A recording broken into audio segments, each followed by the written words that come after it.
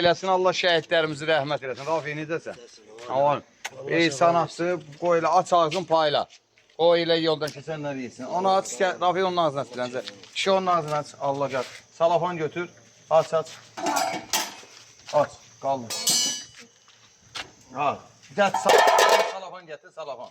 Özü gözdə. Ha, Allah qəbul eləsin. Bəli, ey sanatlarımız start verildi. Dəymə, paylanılır. Bax, qarğıdalılarımız qaynanır. Rafi, Allah şəhidlərimizi rəhmət eləsin. Bəli, ey sanat verənlər də Allah qəbul eləsin. Səhərdən elə paylayırlar. Ha, aç, o şeydən götür. Neçə nəfər? Orada sən tək yemək üçün 2 nəfər.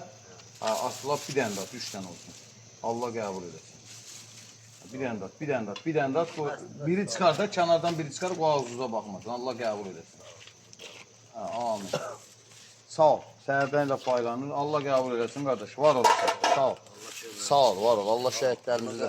Var ol. Gəlin, kişilər bir dənə salafan götürün, salafan. Yığın salafana, oturun, yiyin. Allah qəbul eləsin, bax. Yoldan keçən maşınlara, kimlər gəldi, sanatımızı paylayın. Allah qəbul etsin. Gelin, yiyin.